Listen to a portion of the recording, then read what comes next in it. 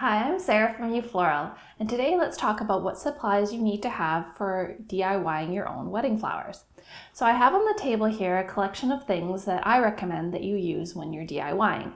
On this side of the table, I have the essential supplies, and on this side, I have the things that are less essential but are handy depending on what you're doing. So let's walk through what you need. So the number one most critical thing you need are pruners. So you need these rather than scissors because scissors will actually crush the capillaries of the flowers and make their lifespan shorter. So pruners are a must-have.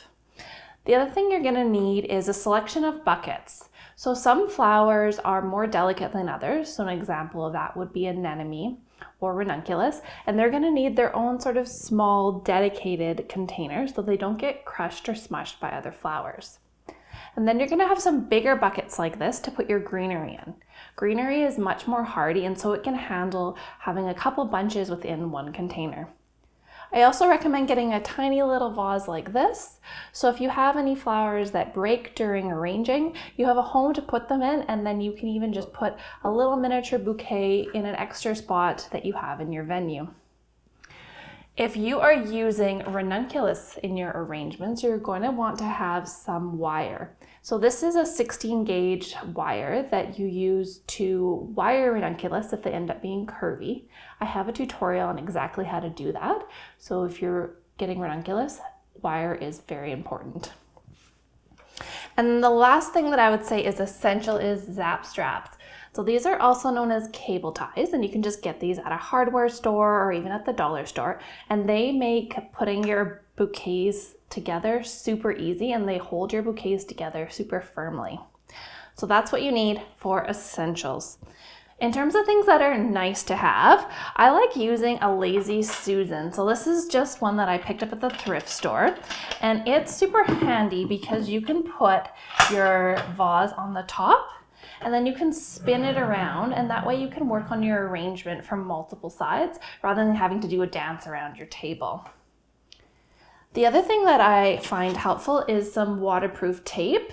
So this you can use to hold your bouquets together as an alternative to the zap straps. It's also helpful if you're putting floral foam into vessels to hold the floral foam from wiggling around.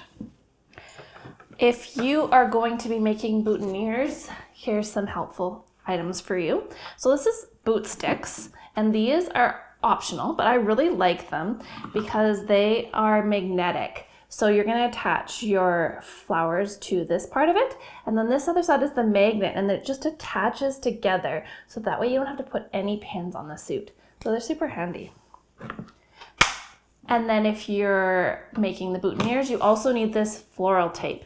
So it comes in green or white, and it's not sticky until you pull it to activate it. If you pull too hard, it breaks, but you need to apply just the right amount of tension to it. And you'll use these on your boutonnieres, whether you use boot sticks or you go with the traditional pin, you'll need to have this floral tape. Some other things I use: ribbon, if you're going to be embellishing your bouquets with ribbon, and floral wire. This one here is just a 24 gauge, and this is handy if you need to attach flowers to a stem to lengthen them, or if you need to wire any sort of item onto a part of your bouquet. Floral foam. You guys are probably familiar with floral foam. If you're not and you want to know how to use it, make sure you check out my YouTube video on that. And then the last thing I have here is a hydration chamber, which is a fancy name for a Tupperware bin and paper towel. I make a hydration chamber to store the boutonnieres in to make sure they stay hydrated so they're ready for the wedding day.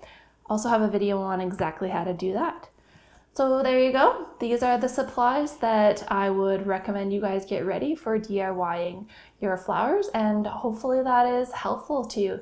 If you have any questions, don't hesitate to drop me a line. I love chatting with everybody. Thanks for watching.